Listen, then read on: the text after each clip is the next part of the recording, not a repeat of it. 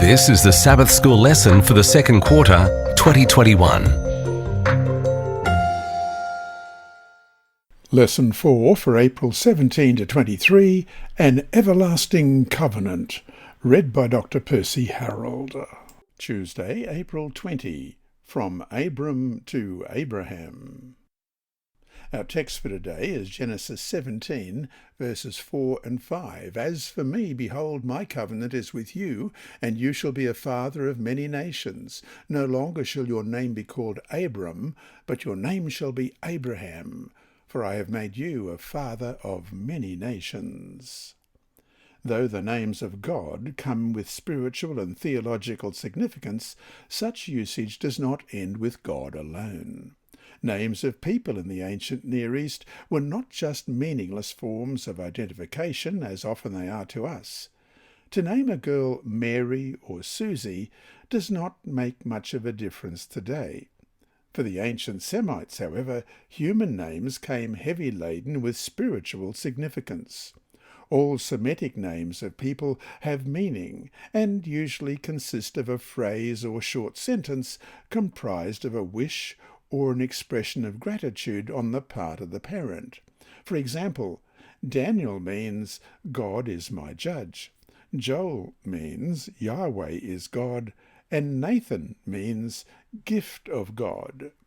Because of the significance attached to names, names would often be changed to reflect a radical change in someone's life and circumstances. Question: look up the following texts. What situations are they addressing, and why were the names changed in these situations?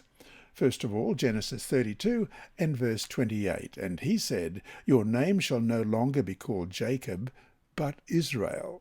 For you have struggled with God and with men, and have prevailed. And Genesis 41, verse 45, And Pharaoh called Joseph's name Zaphnath-Paaneah, and he gave him as a wife Asenath, the daughter of Potiphera, priest of On. So Joseph went out over all the land of Egypt.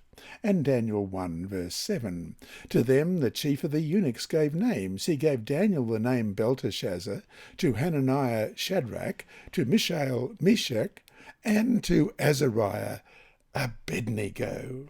In one sense, however, it is not that hard, even for modern minds, to understand the significance of what a person is called. There are subtle and at times not so subtle effects.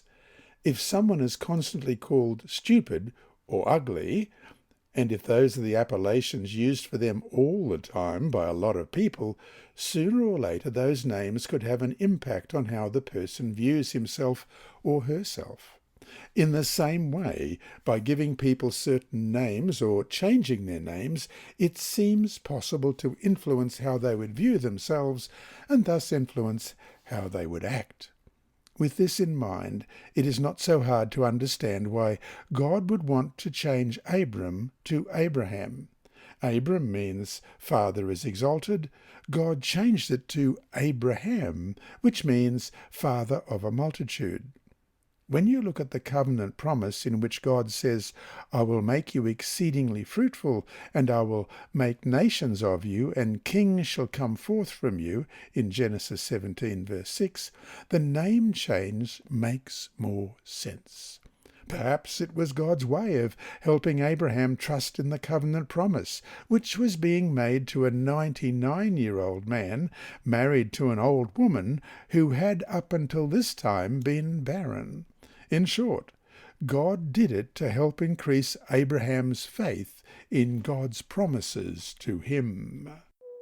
This lesson was read by Dr. Percy Harrold for Christian Services for the Blind. It's supported by the Sabbath School Department and Hope Channel Australia, and is rebroadcast by Christian Record Services and through podcasts at It Is Written in the United States, Hope Channel Germany, and through Apple iTunes and SoundCloud. Remember, God is always faithful.